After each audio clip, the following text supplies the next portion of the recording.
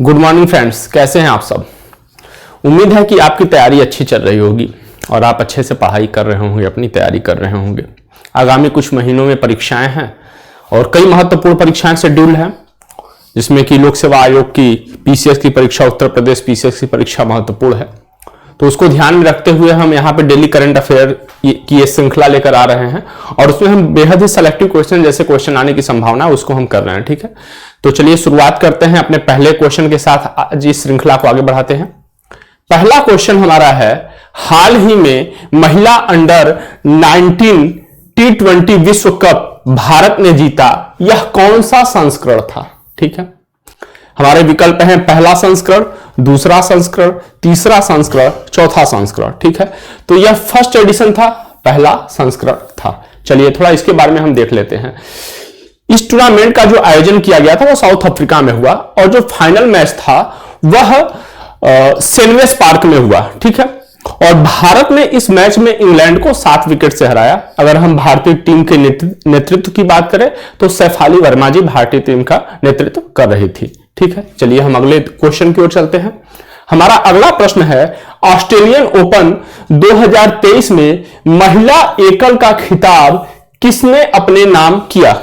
हमारे विकल्प है Elena Rybakina, Aryna Sabalenka, Sania Mirza, और विकल्प डी है हमारा सेरेना विलियम्स। तो इस प्रश्न का जो उत्तर है विकल्प बी, आर्यना सेबलेंका। ठीक है, थोड़ा इसके बारे में हम लोग देख लेते हैं। देखिए, बेलारूस की आर्यना सेबलेंका ने कजाकिस्तान की एलेना रैबाकिना को हराकर महिला एकल का खिताब जीता। सबसे खास बात यह है कि आर्यना सेबलेंका क्या यह पहली बार कोई इन्होंने ग्रैंड स्लैम का खिताब जीता है। ठीक है, तो इस दृष्टि से यह महत्वपूर्ण है। हम अपने अगले प्रश्न की ओर चलते हैं।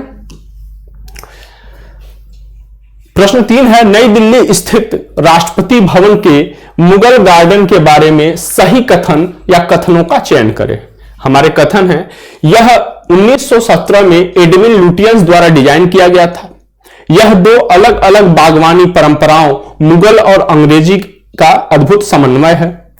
हाल ही में इसका नाम बदलकर अमृत उद्यान कर दिया गया। हम अब विकल्प देख लेते हैं, 1 और 3, केवल 3, 1, 2 और 3, 2 और 3। तो अगर इस प्रश्न के हम उत्तर की बात करें तो विकल्प सी हमारा सही है, क्योंकि पहला, दूसरा और तीसरा तीनों कथन सही है। ठीक है, अब हम थोड़ा इसके बारे में देख लेते हैं। देखिए, जो भारत की आजादी का 75 साल पूरा होने के उपलक्ष्य में जो अमृत महोत्सव चल रहा है, इसी थीम को ध्यान में रखते हुए केंद्र सरकार ने मुगल गार्डन का नाम अमृत उद्यान कर लिया गया। और इसका मतलब यह है कि राष्ट्रपति भवन में जो भी उद्यान हैं, जो भी इस टाइप के गार्डन्स हैं, उनको एक सामान्य रूप दिया गया, अमृत उद्यान।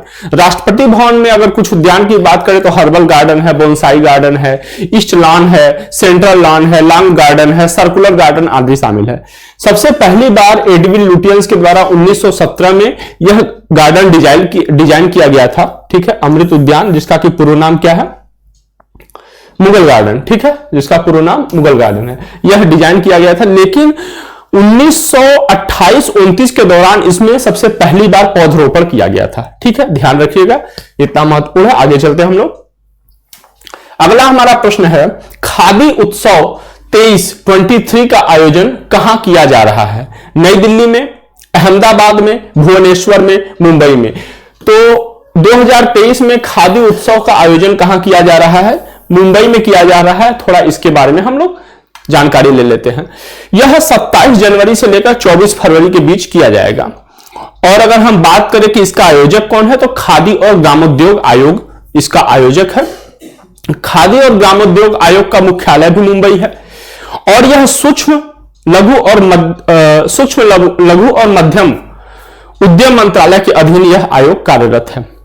अगर हम आयोग के अध्यक्ष की बात करें तो मनोज कुमार जी आयोग के अध्यक्ष हैं और इसका जो उद्देश्य है, ग्रामीण क्षेत्रों में खादी और अन्य ग्रामोद्योगों के विकास के लिए योजनाएं, प्रसार, संगठन और अनेक कार्यक्रमों के कार्यान्वयन के लिए जिम्मेदार संस्था है, जिसमें अन्य संस्थाएं इसका सहयोग करती हैं। चलिए हम अगले प्रश्न की ओर चलते हैं। अगला प्रश्न क्या है, अगला प्रश्न है, भारत की G20 अध्यक्षता के अंतर्गत स्टार्टअप 20 समिट कहां आयोजित किया जाएगा। हमारे विकल्प है गुरुग्राम में, हैदराबाद में, बेंगलुरु में, गांधीनगर में। तो इस प्रश्न का जो उत्तर है, इस प्रश्न का उत्तर है विकल्प ए, गुरुग्राम में। ठीक है, चलिए थोड़ा इसके बारे में हम लोग जान लेते हैं। देखिए ये जो आयोजन है, सॉरी सबसे पहले ये जान ले, ये जो स्टार्टअप 20 है, तो स्टार्टअप 20 नामक इस संगठन की जो स्थापना की गई थी, ये भारत की अध्यक्षता के अंतर्गत ये जो हो रहा है G20, उसके अंतर्गत ये किया गया।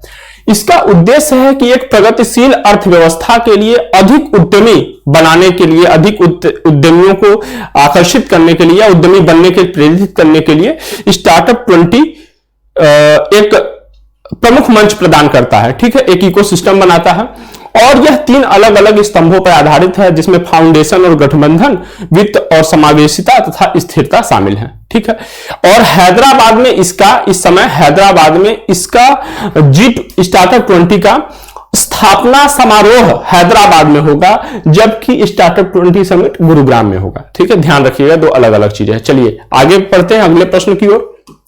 हमारा अगला प्रश्न है, हाल ही में ल्यूमिनस पावर टेक्नोलॉजीज ने कहां देश की पहली हरित ऊर्जा आधारित सौर पैनल निर्माण फैक्ट्री लगाने की घोषणा करी है?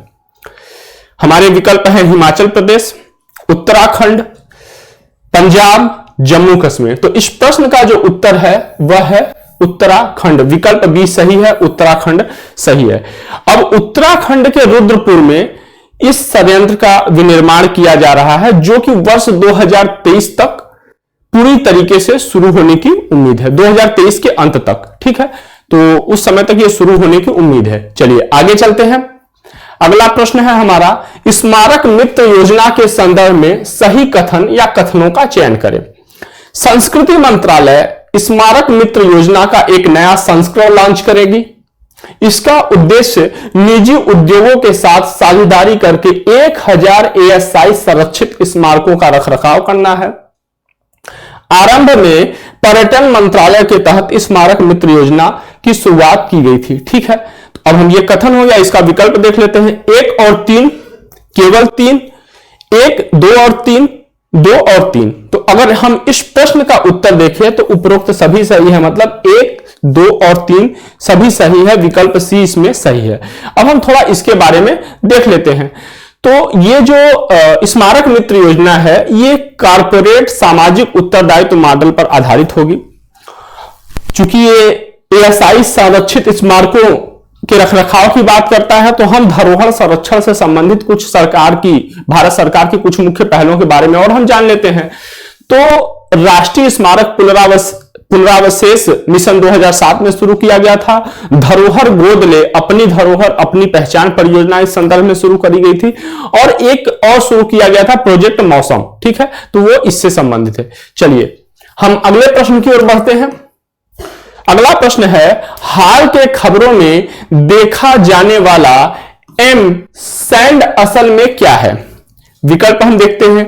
ए, DRDO द्वारा विकसित मिसाइल तकनीक, बी, चंद्रमा पर प्राप्त रेत का एक बड़ा भंडार, सी, नासा के मिशन सैटर्न का संक्षिप्त रूप, या डी, ग्रेनाइट से निर्मित कृत्रिम रेत का एक रूप। तो इस जो प्रश्न का उत्तर है, M-SAND क्या है? ग्रेनाइट से निर्मित कृत्रिम रेत का एक रूप है।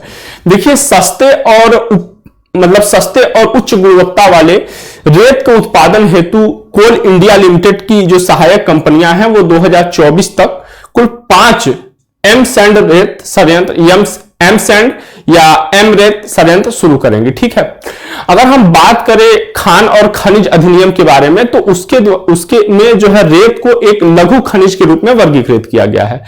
यह कृत्रिम रेत का एक प्रकार है जो कि कठोर पत्थरों, मुख्य रूप से ग्रेनाइट, जैसा कि हमने यहां पे लिखा, ग्रेनाइट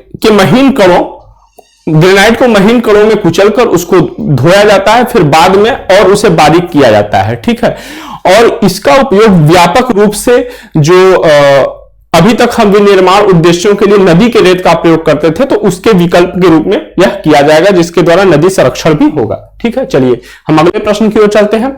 अगला प्रश्न हमारा है, प्रत्येक वर्ष कब विश्व डेटा गोपनीयता दिवस मनाया जाता है? ठीक है, इंफॉर्मेशन का युग है, जिसके पास जितनी अधिक इंफॉर्मेशन है वो उतना ही शक्तिशाली है। ठीक है, तो विकल्प हमारे हैं 26 जनवरी, 27 जनवरी, 28 जनवरी या 29 जनवरी। तो इस प्रश्न का जो उत्तर है वह है 28 जनवरी। ठीक है, विकल्प सी सही है। अब हम थोड़ा इसके बारे में जान लेते हैं। अगर हम इस वर्ष की थीम देखें तो इस 2023 की जो थीम है, निजता के बारे में पहले सोचे, थिंक प्राइवेसी फर्स्ट, ये इसका थीम है। अगर हम भारत के संदर्भ में बात करें कि निजता को मौलिक अधिकार कब बनाया गया, तो वर्ष 2017 में KS. Puttaswamy versus union of India के मामले में सर्वोच्च न्यायालय ने कहा कि जो निजता का अधिकार है वह मौलिक अधिकार का एक भाग है। ठीक है, चलिए हम अगले प्रश्न की ओर चलते हैं। अगला प्रश्न, जैसा कि हम जानते हैं कि इसका उत्तर हम आपसे अपेक्षित करते हैं, इसका उत्तर आप हमें देंगे, प्रश्न हम बताएंगे, थोड़ा इसके बारे में जो मुख्य पॉइंट होगा वो हम बता देंगे। आदित्य L1 मिशन के बारे में सही कथन या कथनों पर विचार करें। इस उपग्रह को ध्रुवीय उपग्रह प्रक्षेपण यान XL या PSLV XL से लॉन्च किया जाएगा। यह सूर्य और सौर कोरोना का निरीक्षण करने के लिए पहला भारतीय अंतरिक्ष मिशन है। ठीक, यह पृथ्वी और सूर्य के मध्य स्थित लैग्रांज बिंदु L1 पर रखा जाएगा। तो इसका विकल्प क्या है? 1 और 2, 1 और 3, 2 और 3, उपरोक्त सभी। अब इस प्रश्न का उत्तर आप देंगे। इसमें जो मुख्य चीज है लैग्रांज बिंदु के बारे में मैं आपको थोड़ा बता दे रहा हूं। देखिए, लैग्रांज बिंदु अंतरिक्ष में वह बिंदु होता है जहां की अंतरिक्ष में स्थित विभिन्न पिंड, जैसे सूर्य हो गया, पृथ्वी हो गया, चंद्रमा हो गया या अन्य पिंड, उनके मध्य गुरुत्व का आकर्षण और प्रतिकर्षण का क्या मान हो जाता है? समान हो जाता है, इसलिए वो संतुलन बिंदु होता है। ठीक है, अंतरिक्ष में संतुलन बिंदु होता है। अब अगर हम पृथ्वी और सूर्य के बीच लैग्रांज बिंदु की बात करें तो कुल 5 लैग्रांज बिंदु हैं, L1, L2, L3, L4, L5। ठीक है, ये 5 लैग्रांज बिंदु है जो सूर्य की प्रभामंडल की कक्षा में स्थित होते हैं। अगर हम आदित्य L1 की बात करें तो इसे लैग्रांज बिंदु L1 नाम कैसे पड़ा है? क्योंकि इसे लैग्रांज बिंदु L1 पर रखा जाएगा। ठीक है, तो चलिए इसी के साथ हमारी आज की श्रृंखला, बहुत ही संक्षिप्त और बहुत ही सारगर्भित श्रृंखला समाप्त होती है। आप अच्छे से अपनी पढ़ाई करते रहिए, फिर आपसे मिलेंगे। तब तक के लिए जय हिंद, जय भारत।